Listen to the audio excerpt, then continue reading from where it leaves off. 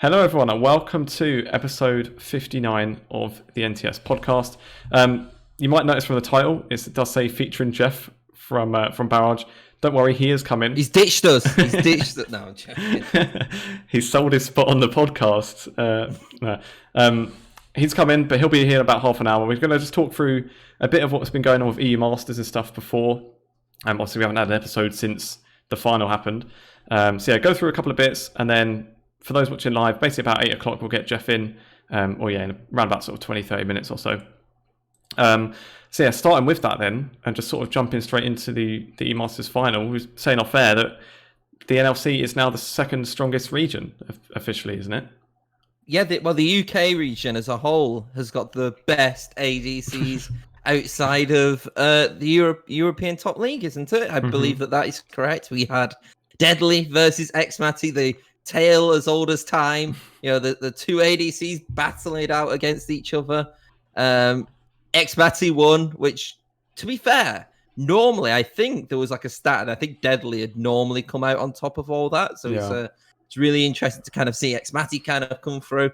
Very interested to see where both of these kind of people are going to end up going. But I thought the EU Masters was great, and to be fair, like I would have loved it if KCorp didn't get through to the final, because it was close at one point, but for the viewership alone, it was worth it. And you know what? You can't even be upset with being second to that side.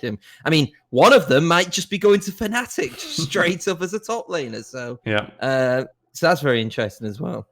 Yeah, and you said as well, so like it was, to be fair, much closer I think we expected. And our last episode was before knockouts, and we're trying to like guess how the brackets were going to turn out, and I think we both thought XL would just go out pretty much straight away anyway, and wouldn't even get to semis.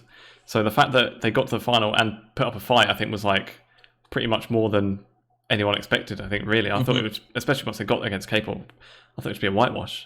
And to be fair, actually, the first game it did actually perform really well. I think both actually performed really well. Because the first game, it kind of looked like it was maybe heading that way at the start. Like the first one was where KCorp were miles ahead.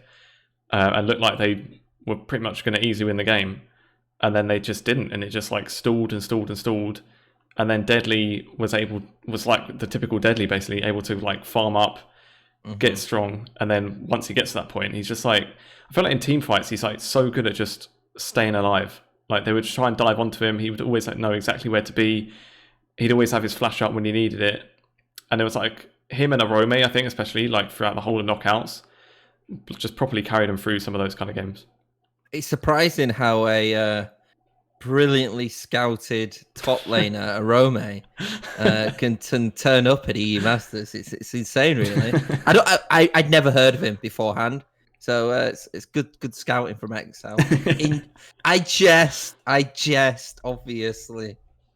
Yeah, we can talk about that a bit. Obviously, you're hinting at the tweet from Kieran, XL's owner, who, for those that didn't see it, he made a tweet, and I've got it here. It says it had like a list of checks and all ticked off, and it was scout and sign 5 players with LEC potential, hire S-tier coaching staff to support the players in game and out of game, and build first-class infrastructure with separation from work and living environments. And basically said like, there's no surprise their academy is doing well. And basically he just got like completely clowned on for it. People saying like, what kind of scouting do you mean? Like all the we were kind of saying it off air. Arome has been to Worlds. Hatrix has been around ERLs forever. Like Deadly's been around for ages as well. Makun is like one of the players who people were expecting could have been potentially in the LEC the season after anyway. So no, I think the staff point is completely true. Like obviously, I don't think anybody's disregarding like the staff. However, I would also caveat that by saying I think a lot of academy rosters also kind of have that staff backup. Not them all, but quite a few. I think, maybe when you look at like someone like Deadly, obviously was at Vodafone Giants, which is still like was a big org and stuff like that. But maybe he was someone who they kind of wanted, to keep. Advien as well. Probably would have been another one which needed a bit more scouting and stuff like that. However, I believe he was at Big. I might have been wrong there. I'm not sure off the top of my head. But really, it was a little bit of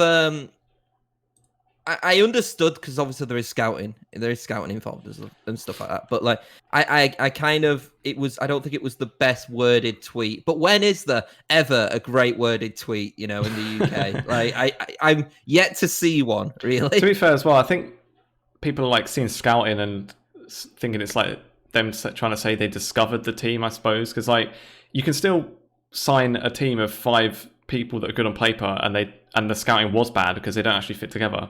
Like, look at the team. Yeah, exactly. That was exactly what I was going to say. Obviously, we know there was the other issues, but still, like, the general consensus is that even on paper, the team maybe didn't actually fit together that well, and that's where scouting is a thing, and like matching players that have similar personalities and stuff. So I can get where the people are coming from that are like kind of taking the piss out of it a bit and saying it's not really scouted much, but then at the same time, yeah, they've put together a good team that as well wasn't expected to get that far in EU Masters, and they've done really well, and the team has gelled together. So I don't know, there's definitely some credit to go to them for putting them together. But yeah, obviously someone like a Rome and stuff like that, you kind of take it with a pinch of salt, I suppose. Now, Lee, the age-old question is, and obviously this is all going to be completely speculation. Are we getting 3 seeds? Is the main? I think this was all for nothing if we don't get 3 seeds, because I genuinely like.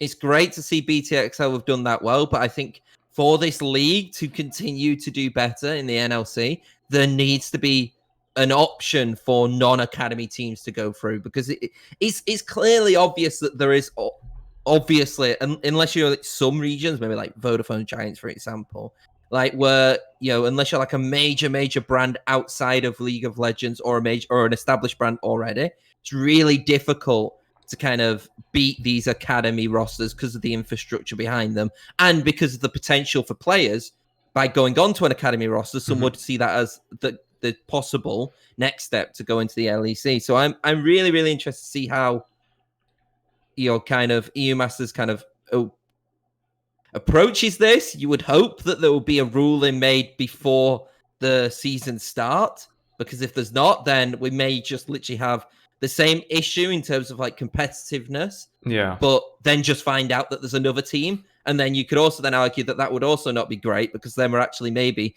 bringing in a worse 3rd seed than what we could have done. So I think it's really interesting. I doubt there'd be anything. I suppose it would need to be within like the next month or so, or even earlier. Obviously, teams will already be building rosters. So I don't know. I mean, Mega has just suggested that it will just be NLC get 1 seed for summer, because it's like, well, Fnatic didn't do very well. It was only BT, so it's clearly a 1-team league. I suppose it's helped the fact maybe that the Ultra League didn't do very well in general as well. But obviously we know, at least they got out. Like at least like Illuminar made it out of theirs, and there is that argument. But I mean. There may be possibility that we might not have 2 academy teams in the NLC, in the near future. So maybe that might impact it. But I suppose it was good, at least, like that. We've mentioned it a few times. We can never remember what the guy's name was, but like the commissioner of the LEC, I think it is that. But like he tweeted obviously a few weeks ago asking for like people's suggestions and things, what could improve eMaster. So it's nice to hear that they're definitely listening about stuff, because before. It's the same thing with like people saying about best of 5s through knockouts as well. People constantly say it, but then you never know if anyone's listening. I'm not like, I don't hate the best of 3s, and the main reason why, and if I'm being completely honest, is because I don't think off the top of my head that there was really like a series where I was like, while it would have been fun to have seen a best of 5, I would have been like, oh yeah, this could have been a completely different game if it was a best of 5. Maybe Mouse BTXL might have been the only one, actually, because maybe that one, the one game might have not affected like each other mentality and stuff wise. But I'm not like too fussed of best of 5s, and as long as it's a final, I actually agree with. I'm a little bit more probably on like the minority and thinking that maybe like a losers bracket. I think we're spoiled by having like the LEC format. With this losers bracket for playoffs. I actually, now we were on this traditional format for EU Masters, I'm like, I do like the lower bracket run. I think it's really interesting. So I'm not like I've never been the biggest best of 5 like fan anyway. I'd rather watch like a full series in 3 than a full series in 5. I can see competitively how it's a little bit different, but I think there's a reason why best of 1s are like the most viewed ones in terms of, you know, in league play and stuff like that. And it's because a lot of people kind of just want to watch one match. And so the argument could be is that maybe do people want to see a quarterfinals of a best of 5, you know? Yeah, I suppose it depends what angle they're going for. Maybe if it's like viewership, maybe best of 3s or like shorter series are better for them. Maybe viewers will stick around longer. But then if they're going more for the angle of like the whole point of it is to push the top ERL players and kind of give them their platform, then I suppose best of 5s helps to ensure that the best players are actually reaching the final and getting the biggest platform that they kind of should be earning, if that makes sense. But yeah, I don't know. I can kind of see it either way. Through me, with what you've put in chat, have they announced that? I don't know if we can discuss it. Yes, it was. Yeah, so we can talk about that maybe when Jeff's here. So the NLC announced basically the start of the summer split and some changes to the format. So yeah, we'll go through that a bit later, I think. Maybe before we get Jeff on in a few minutes, there are obviously kind of talks of roster changes as well now. So we obviously mentioned like from KCorp, even Adam is supposedly going to Fnatic. Bwipo like changing to jungler for the Fnatic main roster as well, and they're getting rid of maybe self-made and stuff. Now, from what I could tell, none of the rumors I could think would necessarily impact Fnatic Rising at all. Although, obviously, there had been rumors about Niski, I think, maybe leaving already to 100 Thieves. They could affect Fnatic Rising. So the rumor is Adam basically potentially going to Fnatic. And that obviously leaves this massive hole of kind of Bwipo's contract is not running out yet, but he's basically said that he's leaving the team. He was very weirdly, I would say, and quite nicely though, transparent and honestly in saying in stream, oh yeah, I'm leaving, which is kind of, I guess, a bit of a weird situation for Fnatic themselves, because it's like we've still got half a split with this person. Is there a possibility of Bwipo just being in Academy for half a season? I don't know. Like, it depends how much, I guess, Fnatic value Pride. But, you know, if I was maybe a team, would I pay out Bwipo or want to buy a fee for Bwipo when I know that I could potentially just get him for free at the end of the season? You know, it depends. Again, it depends if they're willing to, you know, pay or anything like that. But that's interesting. But I do think that, you know, these rumors could potentially change a little bit. I think definitely more Fnatic than BTXL, I would say. Yeah, obviously with the EU Masters run, I think the only reason XL will make any changes is if they're forced to, I suppose. If someone gets like purchased from them. I wouldn't see any changes. Fnatic, obviously, it's something we've kind of mentioned it before with the EU Masters run not being that good, and obviously losing to XL in the NLC final as well. Could be something on the cards, and again, it might not be necessarily like their choice. Like with Febiven in the mid lane, you imagine people, even if maybe he didn't stand out as much as people might have thought he would have during the split, but he's still like a huge name. Still one where if there is a spot that opens up, even in the LEC, you know, you wouldn't be surprised if people do come sort of sniffing around for him as well. So I don't know. I think it'd be interesting. I think we're pretty much all done then. Before Jeff comes on, is there anything else you want to touch on before we bring him in? No. I'm not gonna lie. I'm briefly looking through these NLC changes. I'm pretty confused. They just came out today, didn't they? But yeah, it's a bit weird. It's kind of what I wanted, but then also not what I wanted at the same time. So that's an interesting one. But yeah, I'm more than happy to you know, bite the bullet and talk about the, let's be honest, quite sad news or not sad news. It's a weird one. I'll mention this later. I said this to Jeff like privately. I was like, I don't know whether to be like happy for you or sad for you, you know, because it's like, you know, on the one hand, like Barrage is leaving, on the other hand, like, you know, Resolve are a really like good organization kind of going in. It's a weird one. Yeah, definitely. Well, we'll be gone for 2 seconds. So yeah, stick around and we'll just get Jeff in and we'll be back in a couple of minutes. Okay.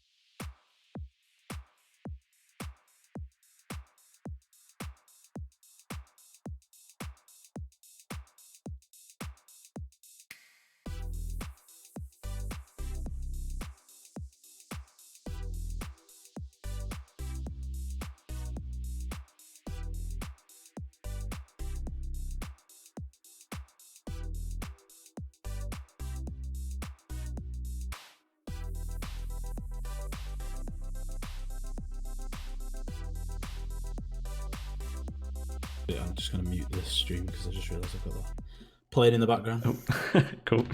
Okay, we're back, and we are here now with Jeff, with the main man. So Jeff, just before we kind of get into it, how is it going? How's it been? Sort of the first day as not being an org owner, I suppose.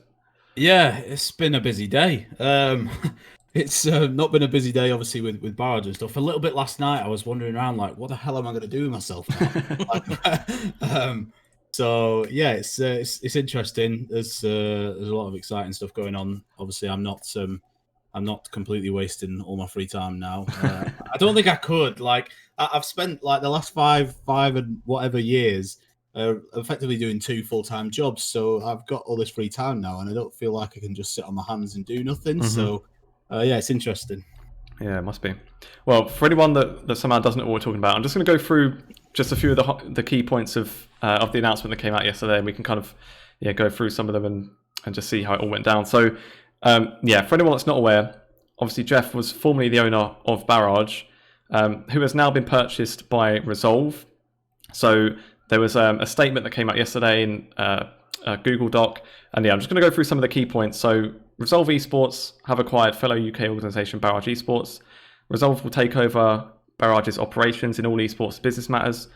Resolve have paid an additional fee to compensate the existing members of Barrage who won't be joining. So some members of staff will go across, others are free agents, and like it says, got some compensation. There'll be some limited edition Barrage crossed with Resolve shirts being released, with the proceeds going to Barrage's charity partner Special Effect. And Resolve will also do a review of the NA project as well, that obviously Barrage were doing in spring. So those are kind of the sort of key things that have gone down. And then obviously like the whole reshuffling of the leagues and the system. Yeah, exactly. So obviously with that, Resolve get the NLC spot and the UKLC Academy spot. So then they're going to relinquish their own spots that they had in the UKLC and the UKEL. And that's, I think, the kind of key things covered.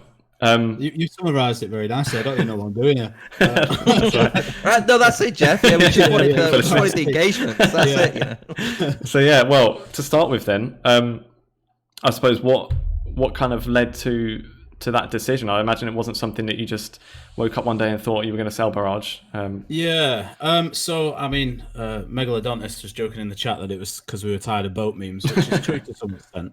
You ran out. Yeah. There was just no more memes left. We were like, that's it. That's the end. We've come to a natural end. But so I guess I've obviously been doing this a long time now at Barrage, and certainly this last 12 months have been really difficult. We've had a lot of plans that we were trying to put in place. We trying to get investment in, and following on sort of the guild hype train of trying to bring in sort of some celebrity faces as well to Barrage. And unfortunately, everything literally fell apart like at the last minute for every single one of them. So things that we thought were going to happen just didn't happen. And it just got to the point sort of, I guess, towards the end of this last split and sort of middle of the last split, where I guess it's how long do you just keep going? I obviously put a lot of effort into the last 12 months to try and get those things done, and then they didn't come off. And I'm just a little bit tired of like trying to do those sorts of things. And the business side of things was never my strong suit. The team side of things, building teams, managing them, and all that sort of stuff, which we've done very, very well, considering we've never had any real money. I think that's the stuff that I love doing, and the business side is just hard. It's hard work, especially when you don't come from that sort of background. Mm-hmm. So yeah, it just basically came to the point where I was like, right, okay, we either need to get some more funding in like ASAP, or we need to look to to part ways basically. So I reached out to Ilias. Obviously, I've spoke to him. I remember him because I can't remember who it was, but they said, "Oh, can you speak to this kid that's looking to get into esports?" And this was like 2 years ago or something. And he's starting his own team, yada yada. Anyway, that was Ilias, and I remember coming out of that meeting going, "Bloody hell, he's a smart kid!" Like, because I think he's only 22 now, so he must have been like 20 at the time. and going, oh, he's really smart, this guy. So anyway, we've stayed in touch, obviously, and he's been doing big things. So yeah, I reached out to Ilias because I knew that they would be interested in sort of taking over the stuff, and in particular the NLC side of things, and that they had the budget and the backing, I guess, to be able to progress it to a level perhaps that I currently cannot do. So yeah, that's kind of the brief background of why the decision was made. Yeah. So were Resolve kind of the only ones that you thought you were like sort of would be willing to sort of hand it over to then, or was there a thought maybe to open up? You kind of mentioned like Guild there. That's someone where you'd imagine like if a spot was going an org like that, maybe that's kind of coming in, maybe trying to get into the scene, could have potentially even offered maybe more money for it. Was there any thought to open it up like that? Obviously, when Danny Lopez was at Barrage before he went to Guild, who's their creative guy now. When Danny first went over, we sort of had the conversation about it then. But obviously, Danny wasn't in charge of that side of things, and I don't think it's something that Guild are currently like looking at, to my knowledge. So so Ilias was the first person that I spoke to basically about it. With like what you were saying about trying to like find investment, obviously I don't know if you could say like specific names or anything like that, but what were like the types of people you're trying to get involved in terms of like the celebrity level and stuff? I won't name like the celebrities who were trying to get involved. Some of them like are really nice guys, and I've got a lot of respect for, like, and I understand the reasons in the end, I guess, why they didn't come on board. And some of it wasn't due to them, it was more management intervention. Kind of going, oh, don't do this at the minute because you're doing this or whatever. Like, so it was kind of taken out of their hands a little bit. But yeah, we obviously built an investment deck. We were, pitching that around to various investment firms and what have you. So yeah, we had a lot of conversations. But unfortunately, like I say, they just didn't lead to much in the end. Yeah. So was it kind of the decision in the end as well? Was that something you did you kind of make that decision just yourself? Had you spoken to like other guys in Barrage to kind of get their thoughts and everything? Yeah, so I spoke. Obviously, Frumi has become a really good mate. So I speak to Frumi a lot. I spoke to my brother about it, which my brother didn't really have any say in it. Like, people think that James owns part of the org as well, but he doesn't. So I spoke to him about it. Spoke to Frumi about it mainly. I'd spoke to Liam about it a little bit. Liam, who went to Guild as well, and so we sort of had a conversation about it and the sort of pros and cons, and we decided, look, sort of now's the time, really, especially when you look at going into this next season, the player demands, I guess, and what the players are wanting again is just going up again. And considering, the most money that we've ever brought in from sponsorship is £1,000 a month. That's all we've ever worked on. So the rest of the money kind of came from incentives from the NLC and the UKLC, and then the rest of it, came out of my back pocket. So I guess knowing that the prices were going to be going up again, and that we would potentially have to raise how much we were going to be paying players and yada yada yada, I guess financially it was risky as well. So it was maybe a good time to say, look, maybe this is time that we hand this over to somebody else. And I think as well, it's like, as a lot of people would know, like Barrage was one of like the lower spending organizations in the NLC as it was, so it was like, and yet somehow, kept getting results. Like, it was the little ship that could, essentially, sometimes, especially. But I think even this last 18 months, if you consider, like I just said, we only had £1,000 a month, coming in from sponsorship, and then the NLC incentives. We, in the last 18 months alone, we beat Fnatic twice. We made third in the UKLC the first season, in spring last season. And then we made playoffs, twice last year with probably one of the lowest budgets in the league. And as well as that, whilst we were doing that, I also made a Rocket League major with 3 15-year-old kids. So, if you can... And you showed NA Orgs how to do an academy and we beat team... Yeah, and we showed NA Orgs, what the fuck are you doing? Look at all these players. We just beat Team Liquid Academy. So So yeah, if you consider like how little money we had to spend and how much we achieved just in the last 18 months, we obviously, I mean, if anybody from a bigger org's watching, you've got some money, just hire me. I'll fucking smash it. Like, so yeah, and obviously a lot of that has got to go down to Froome as well. Like his knowledge of like the player base and everything, especially around league.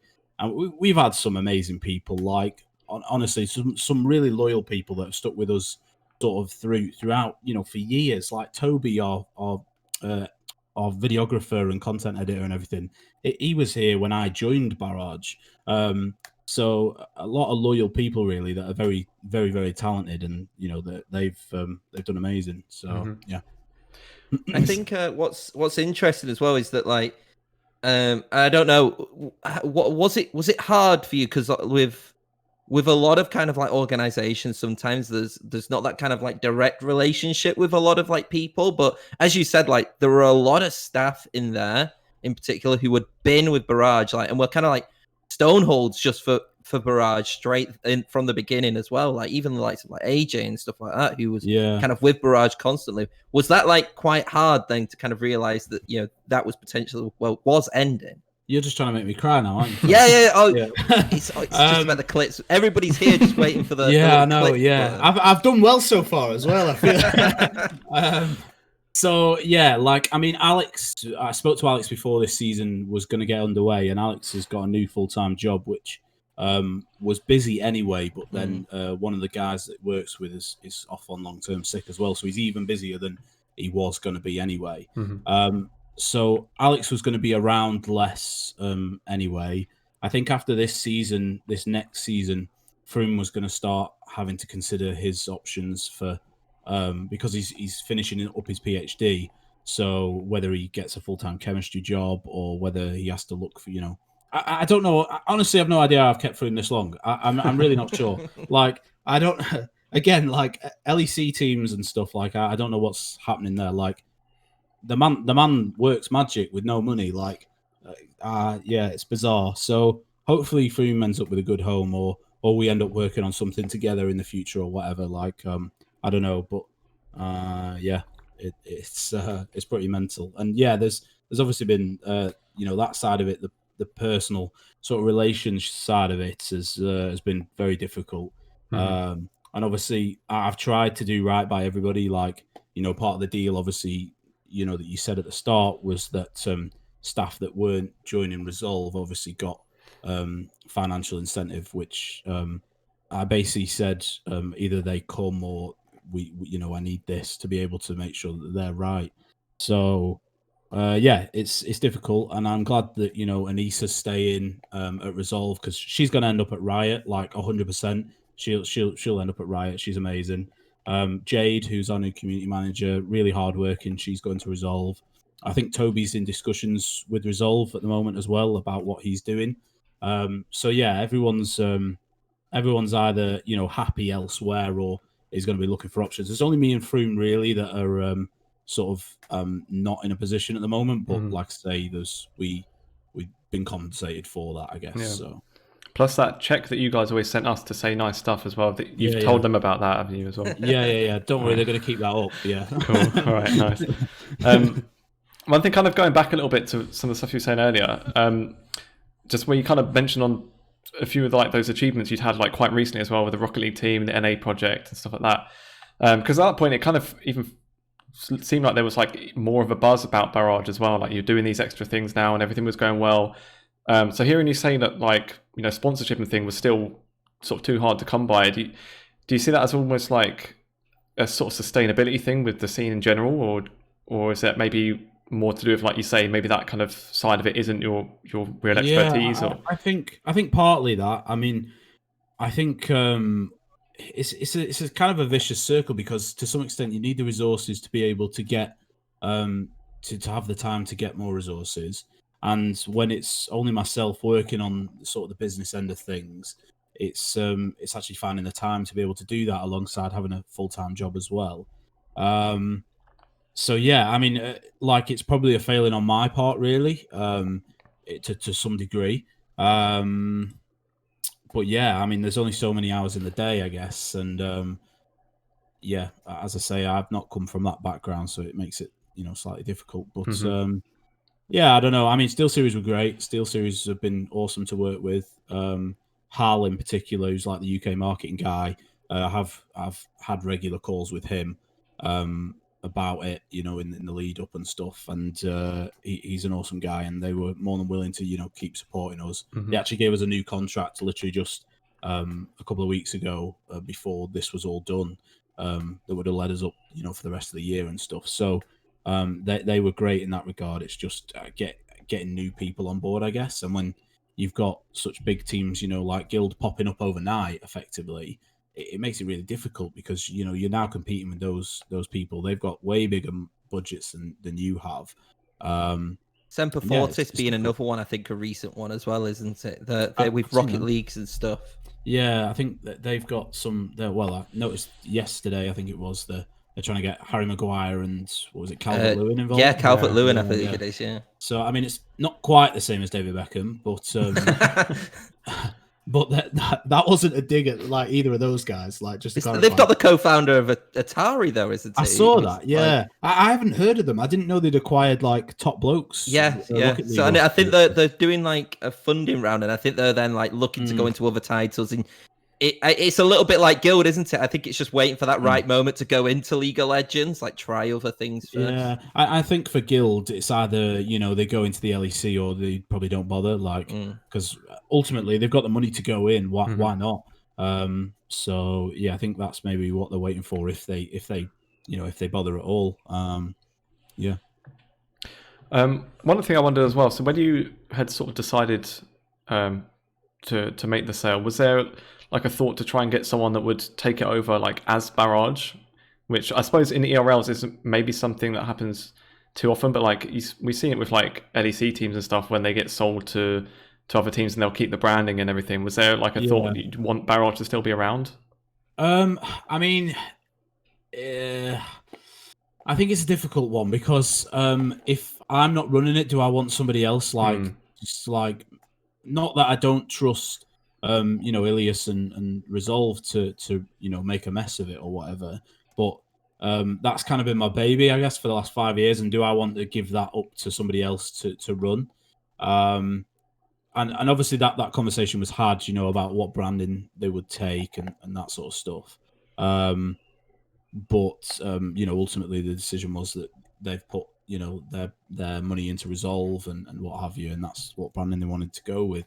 So and that's fine by me. Like the Barrage brand kind of dies with me, which I think is fitting.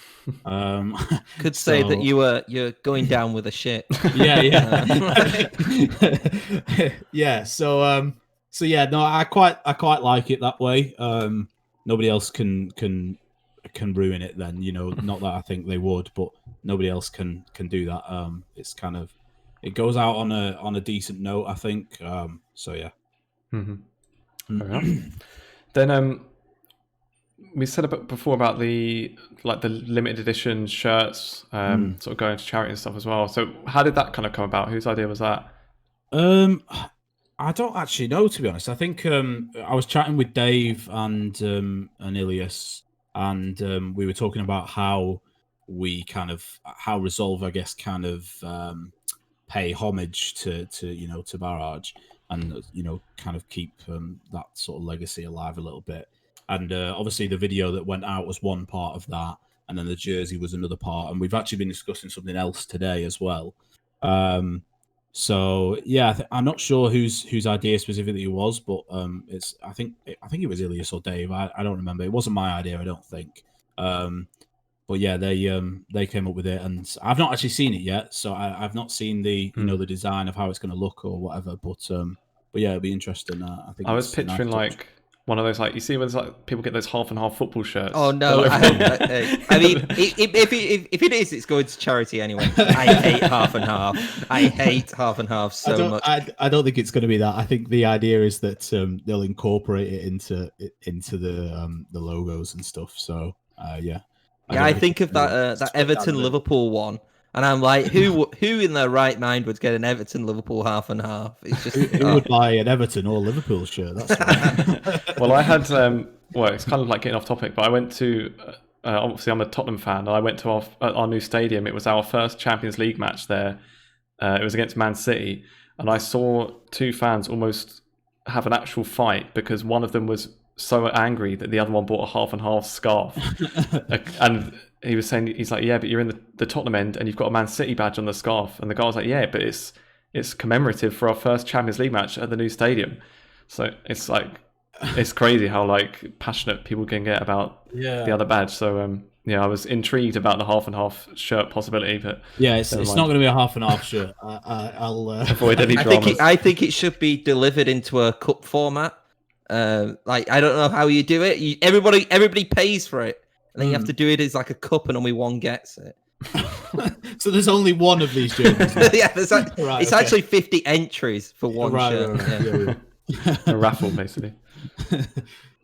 All right then. So one part of the announcements as well, I think it was something you said in your series of tweets you did, was that you'll be going over to Resolve at the moment as like an advisory role. So why don't you sort of explain about what that's going to entail then, what you'll be doing with them? Yeah, it's a little bit informal to be perfectly honest. I'm just going to be basically just working with Rye on whatever he might need some help with. As I say, it's pretty informal. It's quite fluid, and I'm not I don't have to stay doing that. That was kind of just my choice. And Rye wants to be able to use me, I guess, to bounce things off.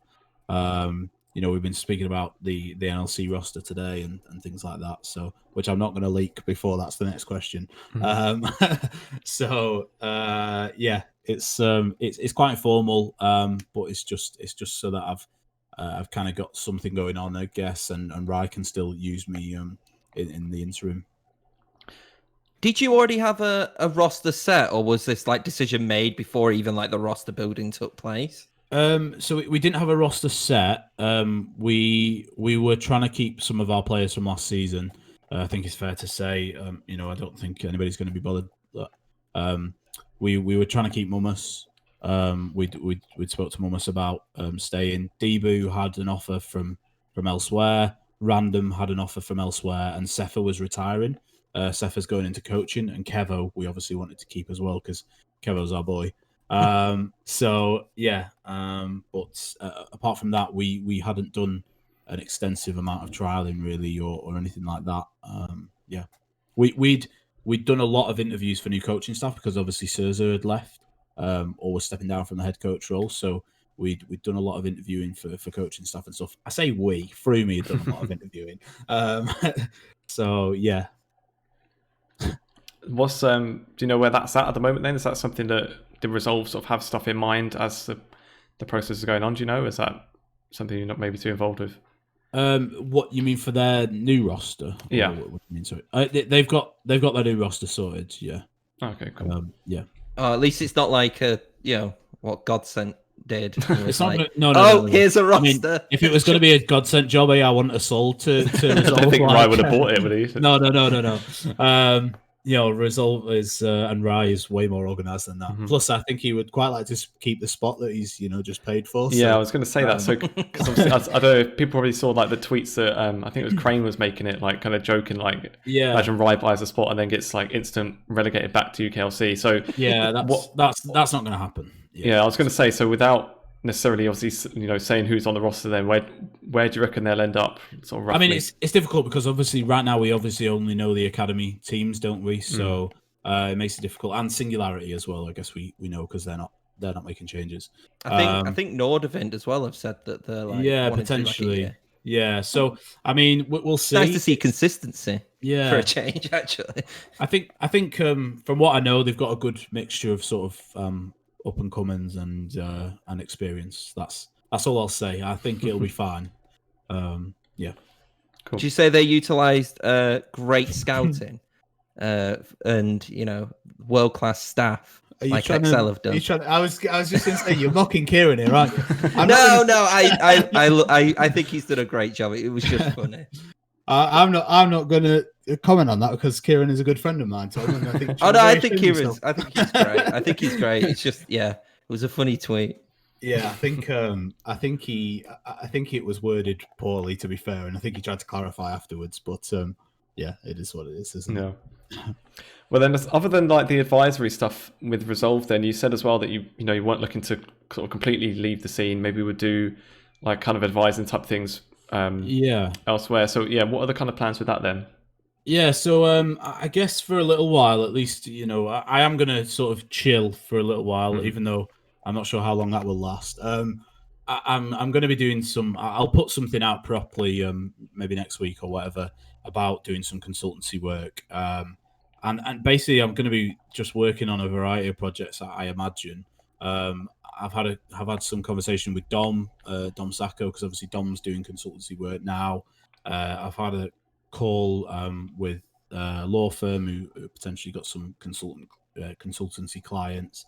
So yeah, I'm going to be, I don't know, we'll see. I think it's quite exciting because I could end up doing anything really and working on all sorts of bizarre projects. Maybe maybe Messi wants to set up a football team, an esports team, and we'll I'll end up working for him or something. I mean, football or esports team, it's probably both as good. Is it interesting to kind of just have that little bit like more like freedom then, and not obviously like Barrage was never like tying you down or anything like that, but it's kind of that thing of I could just do other things now and not worry about Barrage. And I think as well, like it'll be interesting. There's technically nothing stopping me creating a new esports team tomorrow. Like if I really wanted to, I'm not gonna, because I wouldn't have sold this one just to start another one. It kind of defeats the object. But yeah, I think it's really interesting to see where what sort of stuff, weird and wonderful stuff, I'll end up doing. Obviously, as I said before, my background is and I guess what I'm particularly good at is the team side of things and development and all that sort of stuff. And it's something that we've focused on quite heavily at Barrage, with the addition of AJ and looking at the personality testing and all that stuff. So it would be, I just noted Froome in the chat saying the new name of the org is going to be Barrage 2 Boaty Boogaloo. So yeah, so it's going to be interesting, I think, to be able to work on whatever I want. And I'm really, I've kind of got no ties now, like you say. So, if I want to go and work for a big org, if a big org, wants to consider me, then I can do that. And I'm free to just move wherever and do whatever. So yeah, it's going to be exciting, I think. And yeah, I'm interested to see what sort of opportunities come out of the woodwork. Well, you said that you liked like the roster side of it, stuff like that. Would there be a chance you try like managing and go like head to head with Froome somewhere? I don't know. Think of the narrative. Think of the narrative. I think the thing is, the reason that I had Froome at Barrage was because he was so good at what he does, right? And League was never my area of expertise when I started esports. And to be honest, it wasn't even an esport I wanted to get into necessarily. And here we are, several years later. I think it was Raise Your Governors that I initially picked up their roster in like 2018 or 2017, whatever it was. And that's kind of how I fell into League. But obviously, I came from Rainbow Six Siege. The first rosters that I had at Barrage were Call of Duty, were Siege. I had Overwatch. I had Rocket League. And so League was kind of the end result because it was just so sustainable, I guess, and it made sense financially. So if I do go into team management, it probably won't be League because, I'm not going to compete with Froome. Like, he's ace. It's like he's too good. Hopefully, like I say, I can end up working with him. That would be my ideal solution. Very nice. Then kind of on the sort of towards the end of the topic, I suppose, what are some of the maybe some of the best achievements you've had with Barrage, and what are the kind of the proudest moments? I was thinking about this because I knew you were going to ask me this. So I think one that stands out to me, which wasn't that massive an achievement, but it was just kind of one of the first, I guess. And I remember when we were playing in Rainbow Six, and it was to qualify for the Invitational, which is like once a year. It's like essentially their Worlds, or it was at the time. and I remember we were playing on Xbox. We were playing against Supremacy, I think it was, and Kinders, who was one of the players at the time, I was watching the game, and I get a phone call from him. And as we're playing, and he's just on the phone like, "We did it, Jeff!" Like I was like, "Fucking hell!" So, and I just remember him being so hyped on the phone, and that was a really good like memory. I think it's been difficult. I think the last 12 or 18 months because we haven't been able to do anything in person. Mm-hmm. Obviously, the roster that we had in spring last year with Sybil and Kevo and obviously Ericsson, etc. That roster, you know, and I had Flares living with me. That roster was really good, and I really enjoyed that weekend. So that long weekend we had in Manchester doing content and everything. Some of that content has never still been seen as well. Like there is a video somewhere of Kevo and Ericsson in a bath together, playing a game where I don't know whether you've you know Innuendo Bingo, where they like playing Innuendo Bingo, basically sat in a bathtub in a hotel room. So yeah, it was interesting. So yeah, I think no wonder you didn't get any bloody sponsors, Jeff. Yeah, surprisingly we didn't use that content. So yeah, it was. I think a lot of the in-person stuff is probably some of my fondest memories. The achievements are great, but yeah, I think the sort of the connections with people is kind of what's made it like really special over the last few years. Yeah, and hopefully Insomnia will be on again in August, and you know we can all meet up there and stuff. That'll be good. But yeah, I'm excited for the future now, I guess. Yeah, nice. Then something that was kind of probably in the works while you were still with Barrage, then to kind of go on to a slightly different topic at the moment, was the NLC format changes, which I think obviously Tom's gone a bit caught off by. Yeah, I read it during our little break, so I'm now fully aware of everything. It was really worded. It was worded pretty weirdly, but I like it. There we go. But yeah, so end of conversation. So I know. Well, before we go into the changes themselves, was there like, obviously if you maybe knew you were going to be leaving Barrage, then was there a thought to maybe just try and like get the tower format pushed back in there, and then you could just dip and leave? That would have been brilliant, to be fair, had I have known. I wasn't actually in the meeting when the new format was suggested. Obviously Freemy was there, and you know, I said before, I think it was Freemy's idea of this new format, which is interesting. It's good. I think it's good to be able to play, you know, both groups, because I think if you look at what happened this last season, we finished second in the group, played XL, and we'd watched them play in the other group, and it didn't look that special. You know, they hadn't beaten anybody, you know, convincingly, I guess, at that stage, and the group looked quite weak. And then they absolutely pummeled us in playoffs. So I think it's good maybe to get a bit of a gauge earlier on at the other teams as well. So yeah, and I think there's generally like more regular season games as well. Like a 10-week regular season is just nothing. No, I think especially we talked about it a lot. But like, I think it was like Dusty had like one or two players that couldn't play for like a week, and like literally not playing for 1 week was 20% of the split gone already. Yeah. And it just seemed like, you know, you have a couple of off weeks and you were just done. Don't be naughty, boys. Is the don't say mean things in the story. chat. Yeah. But so I think I can do this now because I don't have to compete against these people anymore. So I think the format change is actually really good as well. Like at first when I read it, I read up to phase 2, and then we were doing the changeover. But I initially thought it was going to be you play each other in the group once, and then you play someone else once, and then it was going to be playoffs. But yeah, then you go back and play your other group as well. I think that just that little change adds so much, not in terms of more regular games, but just in terms of testing yourself against the other group, you know, and it gives you more experience against different teams as well, which is always good. Mm-hmm. Yeah, so I actually really like the format change, and 3 teams only going out, I think, going through to playoffs, I think is actually a lot more rewarding than having 4. Yeah, definitely. I think it's more of an achievement then, right? You know, I think having, you know, four from each group, you know, 8 teams making playoffs, that's a lot of teams. and it doesn't feel that rewarding to know that you made playoffs in the NLC at the moment. Mm-hmm. Like, it doesn't feel like much of an achievement. So yeah, especially like when you get in scenarios where it's like they're going down to the last day of games and there's teams fighting between playoffs and relegation. Well, yeah, Dusty. That was Dusty, and wasn't it's like, it? It just seems a bit silly, really. So I like that a lot. And I guess it just means it's like just generally less playoff games, but then, yeah, you're at least making sure that you're not just kind of handing out playoff spots to teams that are borderline relegated as well. Yeah. I wonder, would it be, I suppose maybe it's even more of like a thing that could be better for players, because obviously like players, when they do their like LFT tweets and stuff, it looks good to be able to say, we got in, like I was in playoffs in this league.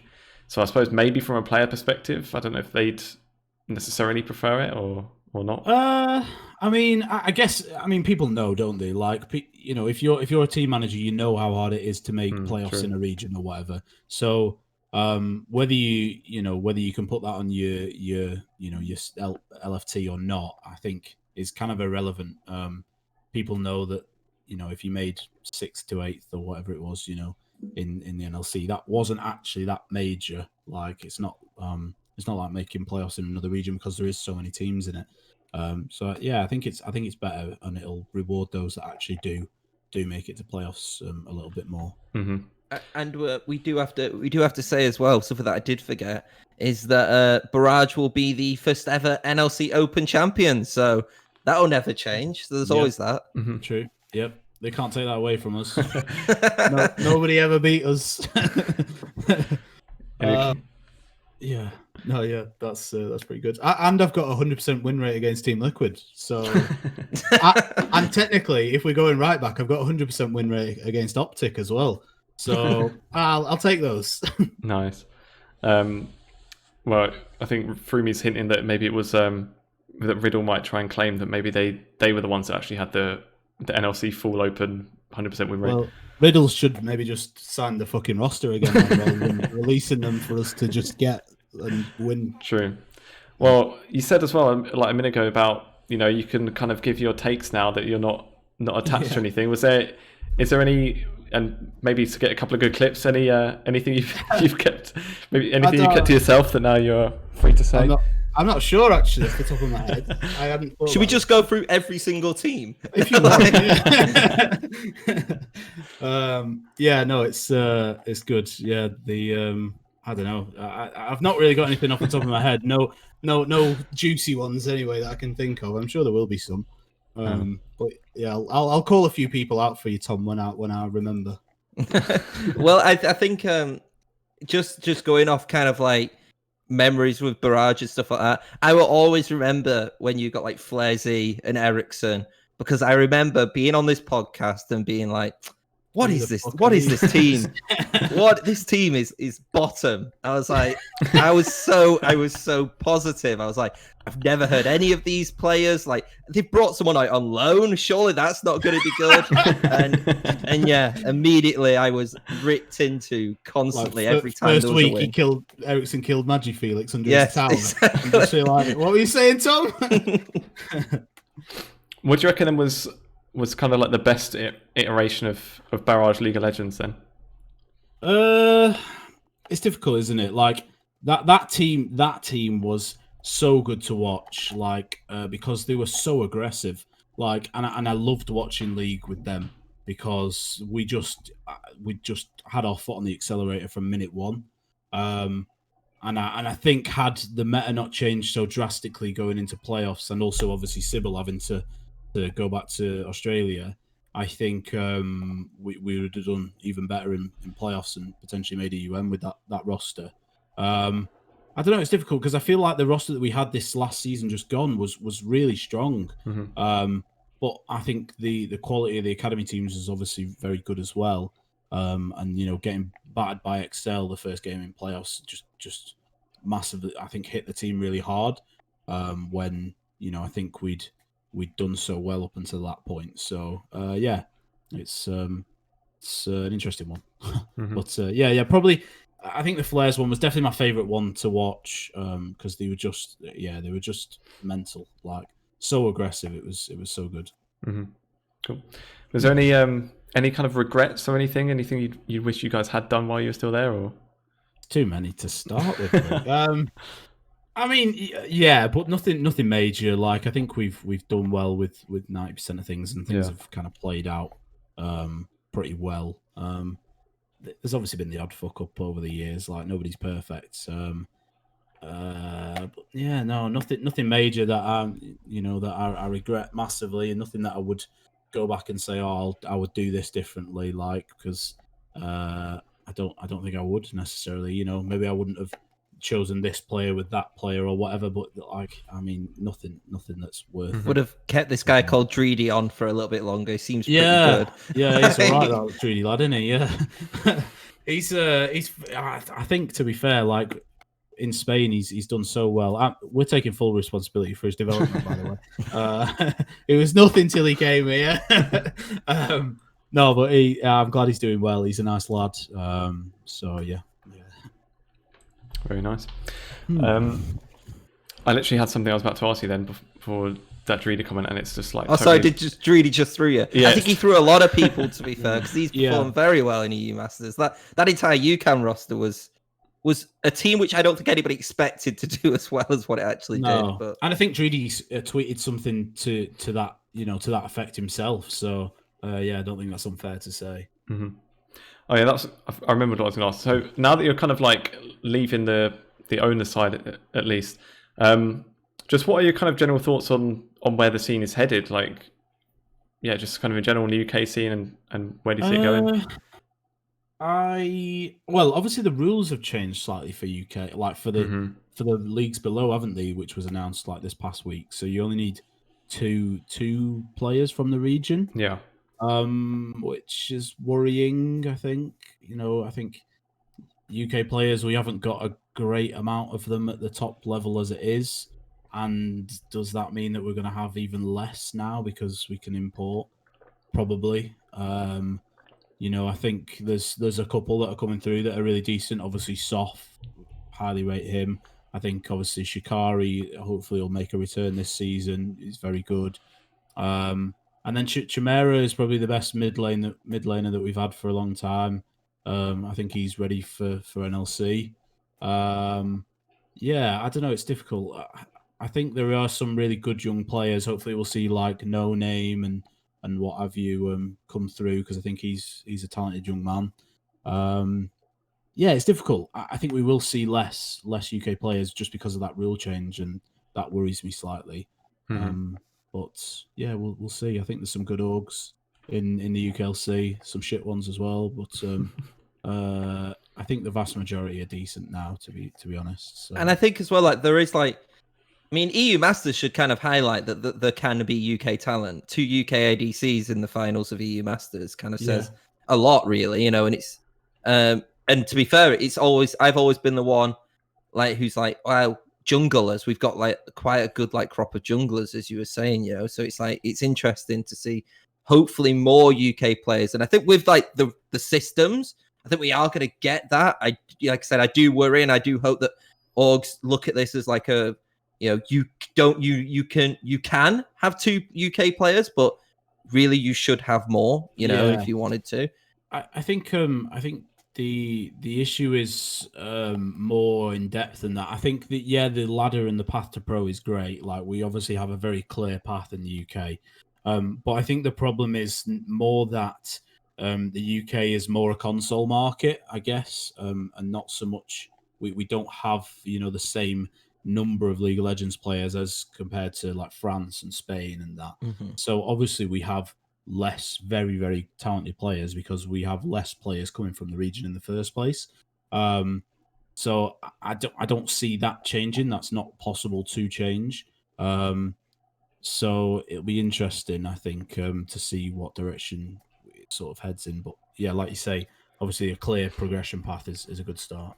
I guess as well, like to have like the counter argument with only having 2 residents is that sometimes it might be good to have 2 residents, then have 3 kind of imports kind of come in, and that actually makes the residents better in itself just by having those in that team instead of having essentially what could be a makeshift 5-man team where there's 2 players who potentially aren't good enough.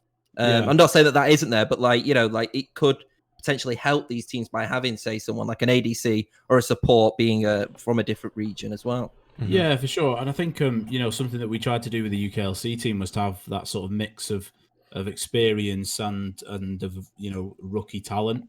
I think we saw that last season, with Aragon, obviously being a more well-known name, and then King, just coming, fresh off a new season. Thomas coming off the back of like a 0-14 season or whatever the hell it was. So yeah, I think it's about just having that mixture of talent, but then obviously you're going to get teams like Resolve were doing, where they want to build the best to be able to promote, but is there the depth of talent in the UK to be able to compete? And at EUM, at Telia Masters, they couldn't, with the roster, and that had Soft on it, and you're not going to get Soft again in UKLC. Like that was a one-off. So I think it helps organizations. I feel the new rule, certainly the UK orgs, maybe not so much the Nordic orgs, but it certainly helps the UK orgs now to try and push for promotion, I guess. I think it's funny because, like you said, with Resolve, they did this whole like 5 UK players, and we saw a similar thing in Telia with Absolve. They did the full Danish roster, and it's kind of like funny how both of those rosters came in, had this like super team in their region, and both really didn't perform. So it was quite interesting to see. Yeah, that. Yeah. I suppose you feel like with that Resolve team, if that didn't make Telia Masters, being able to build a lineup like that, like you say, someone like Soft, there's no way they're going to get him again. I suppose in that. Well, we don't know that now because they're in the NLC. No. But in the UKLC, yeah. UKLC, yeah. So yeah, I suppose the fact that if that team didn't make it, it probably would look like maybe it could be a while before Resolve could put a team together that strong to make a proper push again. So you've probably made Rise day giving them that offer then to be able to just buy the spot. Yeah. I think I don't think he's disappointed anyway. That's for sure. I didn't ask it earlier. I suppose it's not something that maybe you could comment on too much. Was it a fair price? I suppose. Were you sort of happy with what you got for the team?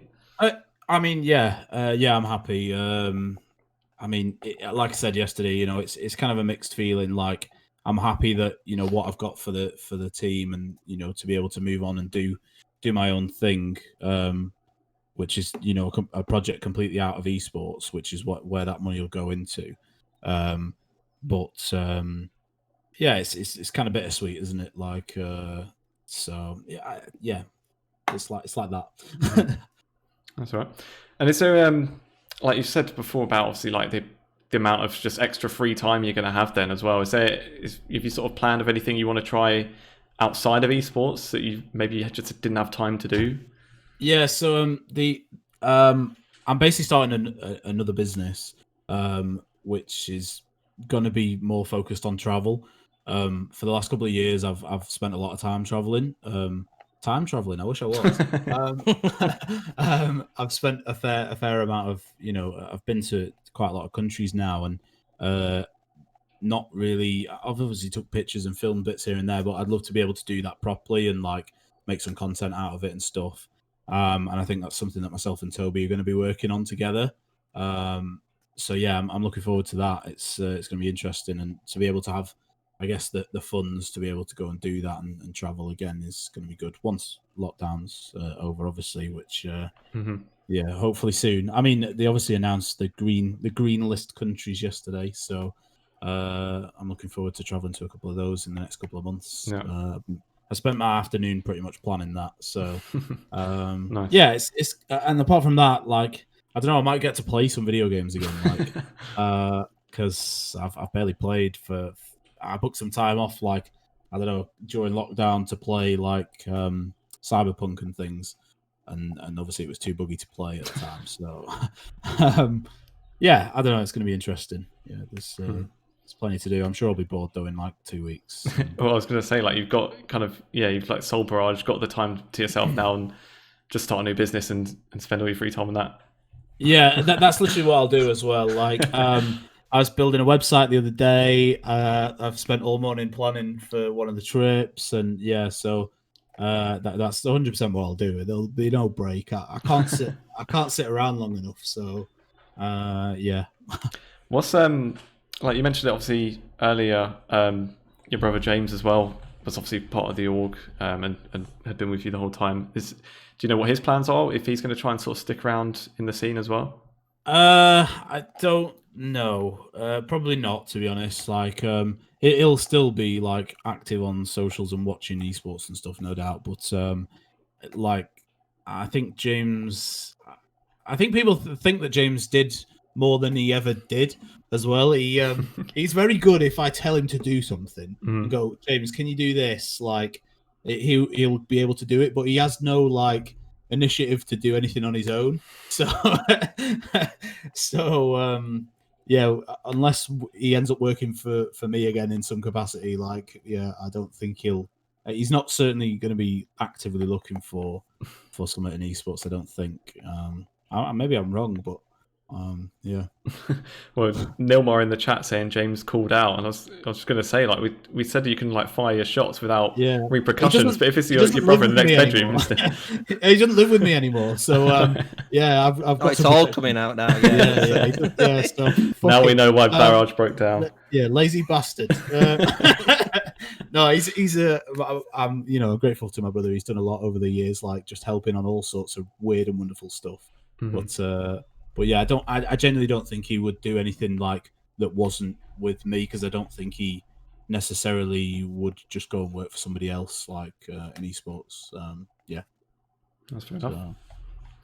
Cool. To be fair, I think I'm like mostly out of questions, to be honest. Is there anything you wanted to sort of touch on, Jeff, before we wrap up, or any questions from you, Tom, as well? No, there's like one question really, and it's like with you kind of then distancing yourself, are you still going to kind of keep in touch with kind of like the scene and like the people involved? And, are we still going to see some great tweets come out which are going to cause controversy or something like that? Because it's the UK scene. We've got to have some, got to keep all the drama, haven't we? I'll try and create some drama just for you, Tom. But I mean, obviously I'm going to keep in touch with everyone and keep in touch with the scene, because I still do want to do, like I said, the consultancy stuff. And, maybe there'll be an opportunity for me to go and work for somebody else, which I'm not against. It's just got to be the right project, I guess. I've kind of done my time working with, piss low budget now. So I want, if I'm going to want the big bucks. I do. Like, yeah. I'm not necessarily bothered about the money for me, as long as there's money for the project, like, and I can make a go of it and be able to, retain my players without, some other big org coming in and stealing them or whatever. So, yeah, I mean, if there's an opportunity to work on a big project like that, then I'll 100% consider it. Whether that be here or in, North America or whatever, like, yeah, I'm happy to go kind of wherever really, if the project was right. So, yeah. Well, we just had one question in chat as well. Yeah, if anybody wants questions in the chat, as controversial as you want. Yeah, that's what someone's gone for. What's the worst org you've dealt with?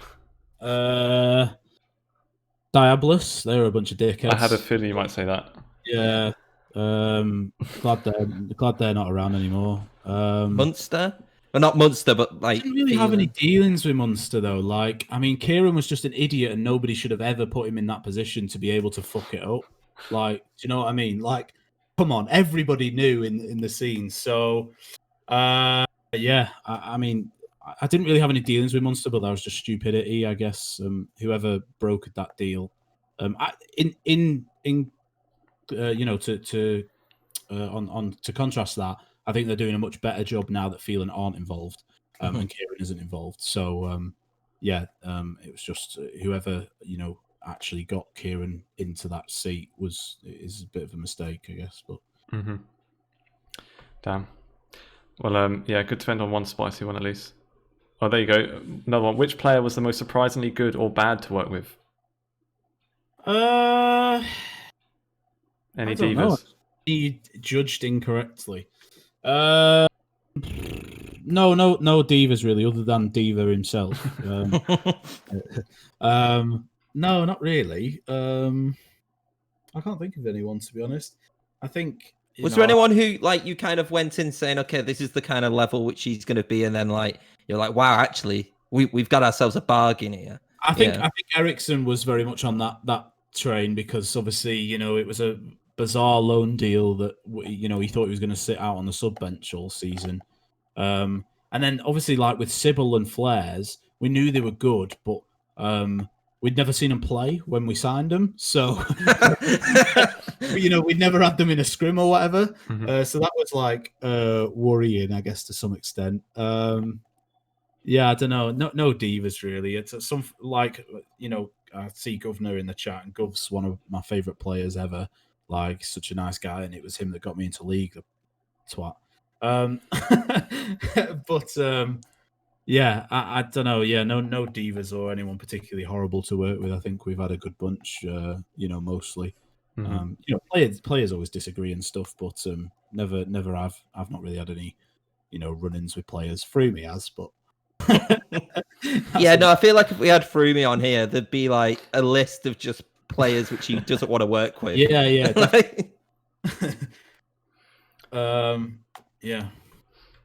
There you go. Maybe we do one more as well. Okay. What do you think should be the priority for orgs in the UK and NLC to make the team better?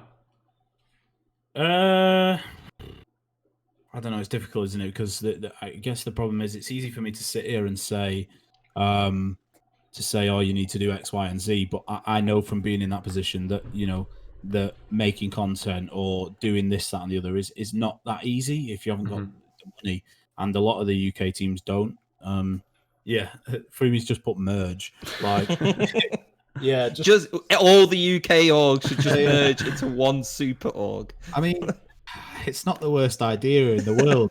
The region would be way more competitive. If some of the organizations did do that, it's not the worst. I've been saying it for years. Like Dom tweeted an article that I'd put out the other day about like from 3 years ago, saying that UK orgs need to work together and will have to merge to be able to compete and stuff. And that's not wrong. Still, I don't think as we've just seen, there's a reason that I've done this as well. That I think Resolve will be able to do what I haven't been able to. I think just because they've got more resources and the business-minded people, backing them, that I think they'll be able to make the push. So, yeah, I think that's not a bad shout. Mm-hmm. And I think as well, like, obviously, we've talked about obviously a lot about Barrage, but then we have got to look at the fact that, Resolve now are in the NLC. Like, Resolve are an organization which I think have developed since its formation, really, and have kind of really done it the right way from what it seems, definitely. So it's good to see an organization come in like that as well, especially with all like the recent drama which we had with Phelan and Munster and everything like that, and Demise and Diablo, like a lot of organizations like that. Obviously, some have sorted out for the better and some haven't, but I think it's good to see kind of one of the good ones kind of continue to grow and develop throughout it. Yeah, agreed. I think they're a good bunch. Chester and Dave are kind of the backers behind Ilias, and I think Ilias is a very smart young man, and yeah, I think they'll do well. This initial season I think's come quite quickly, so I don't think you'll see him. Maybe I might be wrong, but I think next year, I think you'll see him looking to contend for EUM. Because I know that's what Rye wants to do, and yeah, I guess we'll see. Well, and to be fair on that as well, because I remember him doing an interview quite recently with Esports News UK, and him talking about like how he thought that the kind of revenue stream should be from like player buyouts, basically in the ERLs, and just as a couple of weeks later or a couple of months later, we've seen like obviously KCorp winning EU Masters, and they're selling Adam to Fnatic for like 600,000 euros. So, for Rye to be kind of aiming for that, it makes sense. He sort of sees that avenue as well. So, yeah, for sure. I think it's smart, like especially mid-season buyouts when you have such a good showing at EUM. Like that's where there's money. But I guess the part of the problem is that we've always had is that we've never been able to sign players on those 12 months deals because we couldn't afford to pay them across the off season. Whereas maybe that's not an issue as much, I guess, for Resolve maybe next year. It's something that they can look to do and earn that money from that. Mm-hmm. Yeah, it's definitely like the one thing that I don't think a lot of people realize, that it's not just like one split paying them and then another split paying them. It's all throughout as well. And that's why obviously players would love like the 12-month contracts and stuff like that. But I'm glad that we're actually seeing, even in the NLC, like more of those, which is good to see. However, as you said, then that also comes into account that prices are starting to rise and everything like that. So it's like, it's that good thing for the ecosystem, but also like a bad thing as well, I think, financially for some teams as well. Yeah, and I think you've got to consider like if it's worth it, if it's worth spending that amount of money. Sometimes, like if you're not going to get the the return on that investment, like what are you spending that money for exactly? You've got to be doing other stuff around the team to be able to make the money back, I guess, somehow. So yeah, it's interesting, and I think hopefully we'll see more EUM spots in the NLC next season. Well, not for summer, obviously, but for spring 2022. Because, XL have kind of done us all proud at EUM. And hopefully we have a decent summer showing as well, which, if XL are keeping the same roster, which I don't see any reason why they would change it this late. But, hopefully they can have a decent showing at EUM again in summer. And I'm really interested with, like, especially now, because I don't know. It feels like we don't even need relegations in the NLC at this point, because it seems like every single split there's more teams who are not going in through relegation at this point. Because we had like Ents and who was the other one who left? Munster. Munster, yeah. And then obviously we've got like Galaxy Racer come in. Yeah, left, yeah. And then obviously Resolve. But I'm really interested to kind of see like how the league shapes up, especially with like Resolve, like you're saying, and their like ambitions, which they've publicly kind of said.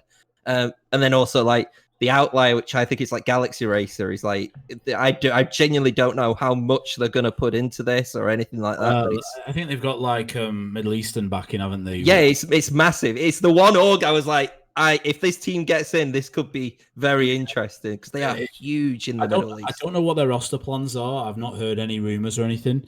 I don't know whether they're keeping the same roster. Who knows? If they are, I think that's a mistake, especially if they have got more money. Which I'm all for rewarding loyalty, I guess, but it depends, I guess, what their ambitions are.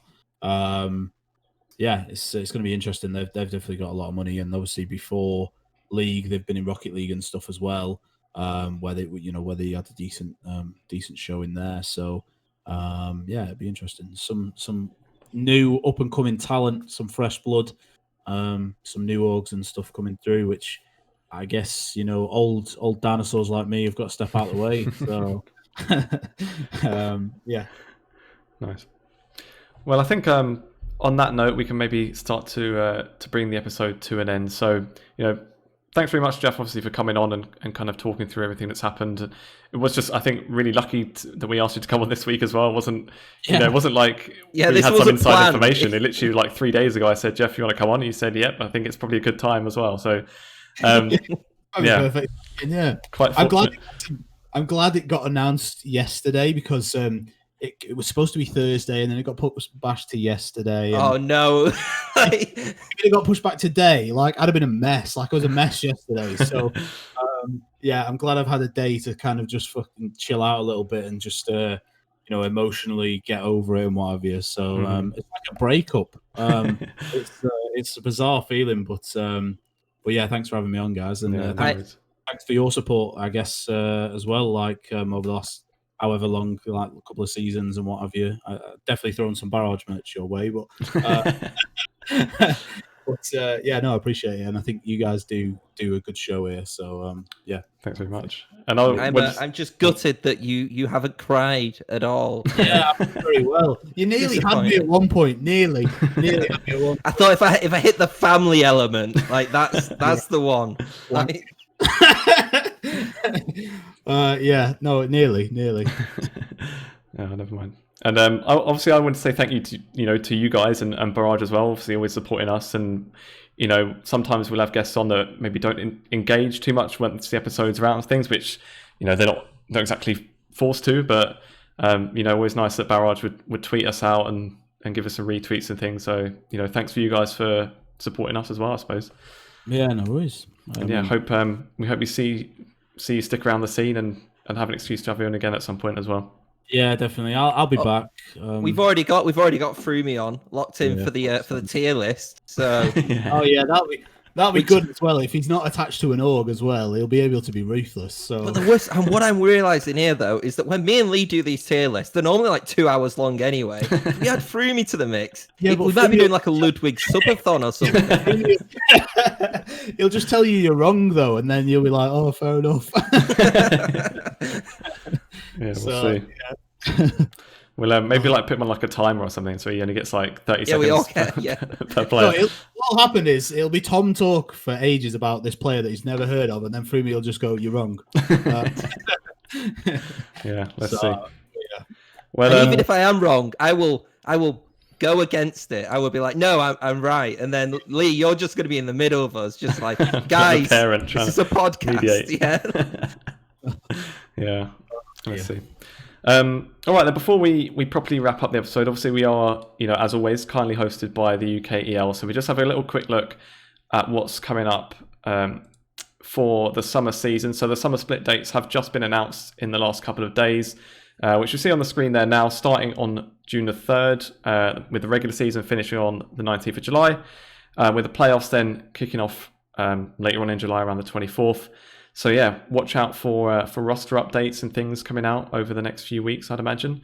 And yeah, back at the start of next month then for the kickoff of the split itself. And then yeah, with that, obviously, thanks to anyone that has been watching. I had a fair few people in the chat. Always nice to have some questions as we're going through. So anyone that's still knocking around in the chat as well, do feel free to follow the UKEL, so you can obviously see those games and obviously see us here live usually every Sunday. If you're watching later on YouTube or Spotify or anything on there, you can follow there too. And all our personal Twitters are on the screen as well, so you can follow us all directly and obviously keep up to date with what Jeff does now then. It's weird seeing my hat on screen not being Barrage Jeff as well. Yeah. That's weird. So strange. Yeah, it did throw me off like a little bit when I saw people like tweeting like thank you and stuff. I was like, sure that's the wrong Twitter handle. Yeah, I changed everything yesterday, I think. So, I mean, I'm sure it still says I'm the owner of Barrage somewhere that I haven't seen yet. But yeah, most places have changed it. So, yeah. Well, best of luck then on whatever you do next then, Jeff. Yeah, thanks, boys. Cheers for having me on again. No worries. Yeah, thanks everyone for watching. Take care. See you later.